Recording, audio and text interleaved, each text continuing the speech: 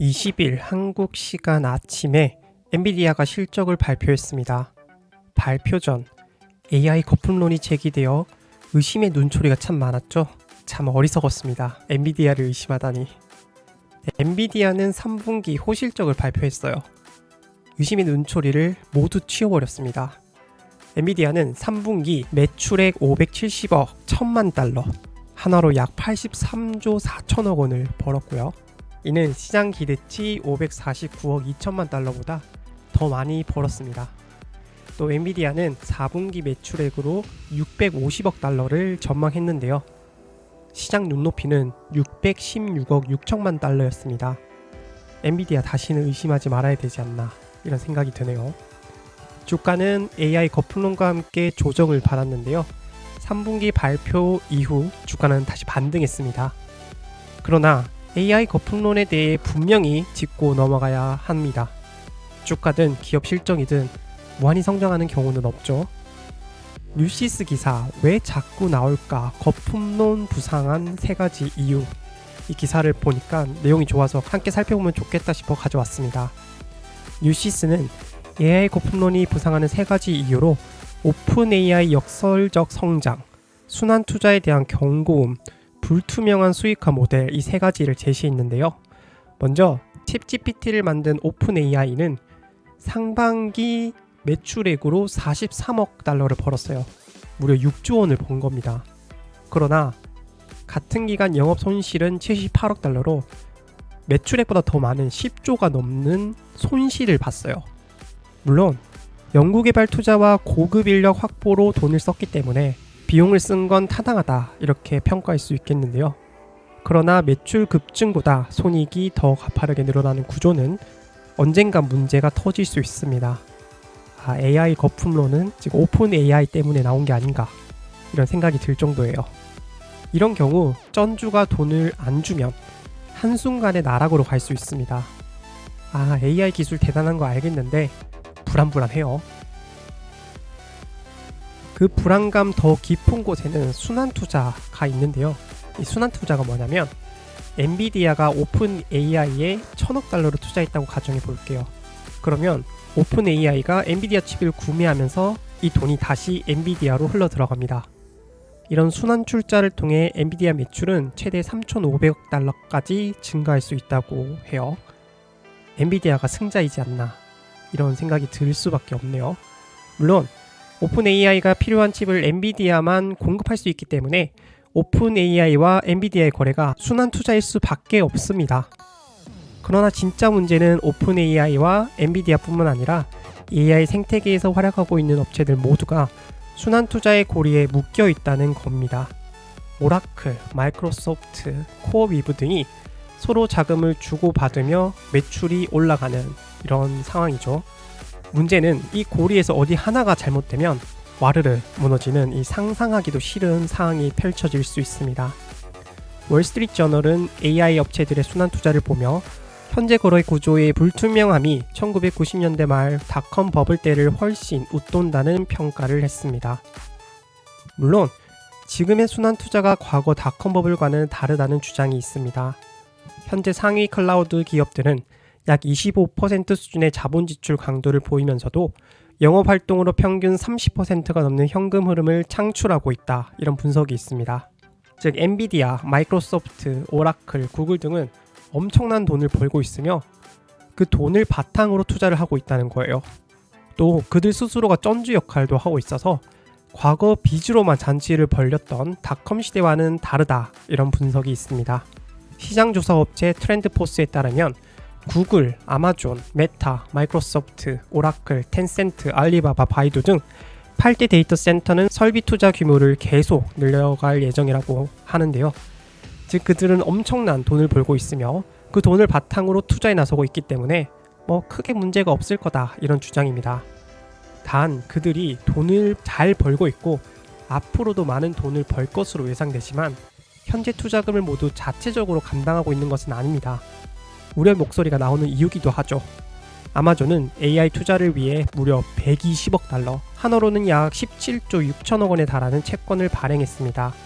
또 이미 오라클, 메타, 알파벳도 AI 투자를 위해 채권을 발행했는데요. 분명 그들의 현금 동원력은 뛰어납니다. 그러나 공격적인 것을 넘어 과도한 빚잔치는 위험합니다. 빚잔치는 어느 한 곳에서 문제가 발생하며 도미노처럼 무너지기 때문이죠. JP모건 체이스는 AI 투자를 위한 채권 발행이 늘어나면서 내년 미국 고등급 채권 시장이 사상 최대인 1조 8천억 달러까지 늘어날 것으로 전망했습니다. 그야말로 빚잔치입니다. 물론 문제가 발생하지 않을 수도 있죠. 단 문제가 발생하지 않기 위해서는 오픈 AI가 수익화에 성공해야 합니다. 결국에는 오픈 AI가 수익화에 성공해야 투자가 다시 리턴이 되면서 빚잔치에 대한 문제가 발생하지 않겠죠. 단 수익화까지 시간이 걸릴 것으로 예상하는데요. 현재 챗GPT 사용자는 8억 명으로 알려졌습니다. 그러나 유료 가입자는 5%에 불과해요. 즉 이 많은 사용자를 유료 가입자로 전환을 해야 됩니다. 근데 오픈 AI는 현재 유료로 사용할 만한 강력한 동기 또는 도구가 없다 이렇게 평가를 받고 있습니다. 물론 샘 올트먼 오픈 AI 경영자도 알고 있겠죠. 그래서 그는 이런 얘기를 합니다. 수익화 시점은 2030년대에 가야 할 것이다 이렇게 주장을 해요. 많은 투자자들은 챗GPT가 어떻게 수익화에 성공할 수 있을지 궁금해 하는데요.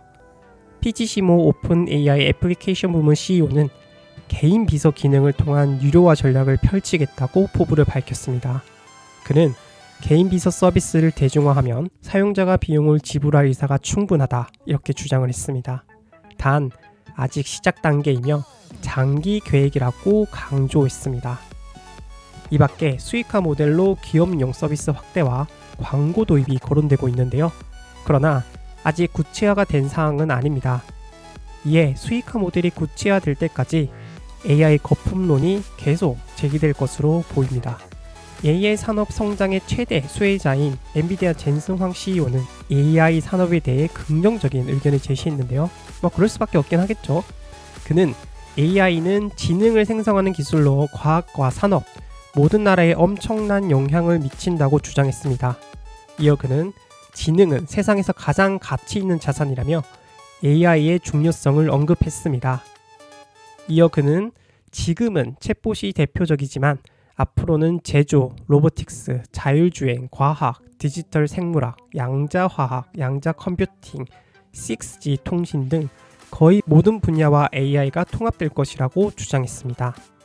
결국 AI 거품론을 종식시키기 위해서는 AI 기술이 눈에 보이는 변화를 이끌어내야 합니다. 젠슨 황이 말한 것처럼 AI 기술의 가능성은 무궁무진하죠. 그러나 이제는 가능성만으로는 충분하지 않습니다. 시간이 지남에 따라 점점 실질적인 성과를 보여야 합니다. 저는 젠슨 황과 같이 AI 기술에 대해 긍정적인 의견을 가지고 있는데요. 또 한편으론 AI 거품론이 제기되어 감사하기도 합니다. 왜냐면 진정한 위기는 우리가 인식하지 못할 때 발생하는데요. AI 거품론이 제기되었다는 것은 AI 산업에 대한 현황과 리스크가 드러났다고 해석할 수 있습니다. 그래서 AI 거품론이 예상하지 못했던 IMF 위기라든지 2008년 금융위기와 같은 그런 큰 위기가 되진 않으리라 생각합니다. 단 과거 AI 관련주 주가가 꿈만으로도 올랐다면 이젠 실체를 보여주어야 합니다. 더 이상 사람들은 이 꿈과 희망만으로 AI 관련주를 사지 않을 것 같아요. 그래서 챗GPT를 필두로 한 AI 서비스가 고도화되면서 사람들의 일상을 바꾸어야 하고요. AI 기술이 스마트폰, 로봇, 양자 컴퓨팅, 6G 등 다양한 산업에 쓰인다는 소식이 나와야 주가가 상승할 수 있을 거예요. 이에 투자자인 우리도 AI 관련주를 바라보는 시선을 이제는 달리할 필요가 있습니다. AI 거품론이 제기되는 현재 투자자가 가져야 할 마음을 구글 최고 경영자인 순다르 피차이가 잘 알려주었다고 저는 생각했는데요. 그는 현재는 합리적 투자와 비이성적 과열이 공존하는 시기이며 구글을 포함해 어떤 기업도 이 영향에서 완전히 자유롭지 않다고 말했습니다. 이어 인터넷이 처음 등장했을 때도 과열과 우려가 공존했지만 결국 산업과 일자리를 완전히 바꿨다며 AI 역시 에너지 수요, 노동시장, 산업구조 전반을 다시 설계하는 기술이 될 것이라고 말했습니다. 즉 그의 말을 해석해보면 단기 조정 가능성을 인정하는 동시에 AI 장기 잠재력은 분명하다고 강조한 것으로 풀이할 수 있는데요. 저는 그의 말을 곱씹으며 AI 관련주 주가가 조정을 받을 때 미래의 구글, 마이크로소프트, 메타가 될 AI 관련주를 매수하는 기회로 삼으면 좋겠다고 생각했습니다. 여러분은 AI 거품론 어떻게 생각하시나요? 댓글로 알려주시면 좋겠네요.